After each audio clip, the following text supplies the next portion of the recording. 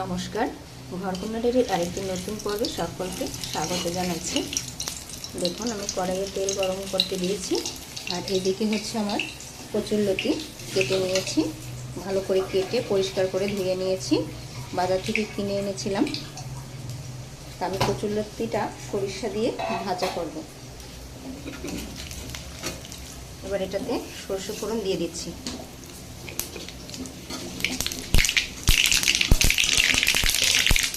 ঢাকা দিয়ে দিচ্ছি, নাহলে সরষেগুলো কেটে যাবে, কেটে বাহিরে চলে যায়। ঢাকাটা দিয়ে দিলে আর বাহিরে যাবে না। এবার হয়ে গিয়েছে, এবারে আমি কচুরলতিটা দিয়ে দেব।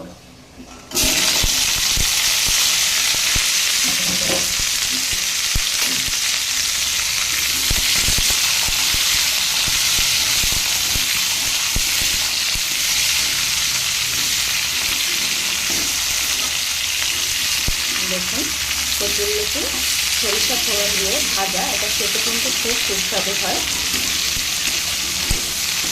এটাকে বেশ আস্তে আস্তে কম আঁচে ভাজতে হবে, জোরে জাল দেওয়া যাবে না, তাহলে পুড়ে যাবে। এবার এটাতে আমি লবণ হলুদ দিয়ে দেব। দিয়ে দিচ্ছি পরিমাণ মতো লবণ। লবণটা পরে দিচ্ছি, এখন দিলে কচুরলতিটা গলে যাবে, আর একটু পরে দেবো। হলুদটা দিয়ে দেবো এখন।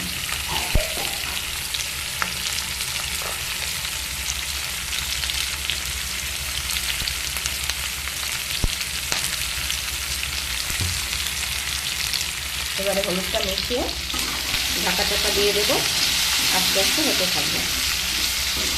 নামানোর একটু আগে আগে লবণ দিয়ে দেবো।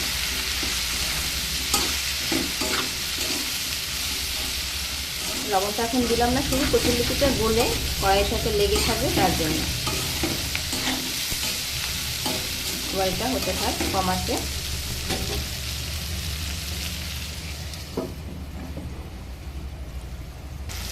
দেখুন, কচুরলতিটা একটু সময় আমি ভেজে নিয়েছি। এবারে লবণ দিয়ে দেবো, পরিমাণ মতো লবণ দিয়ে দিচ্ছি। এবার এটাকে নেড়ে চেড়ে আবার ঢাকা দিয়ে দেবো।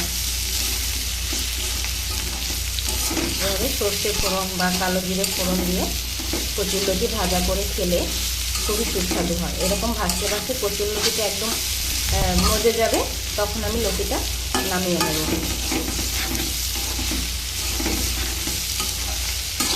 বেশ অনেকটা সময় ধরে ভাজতে হবে।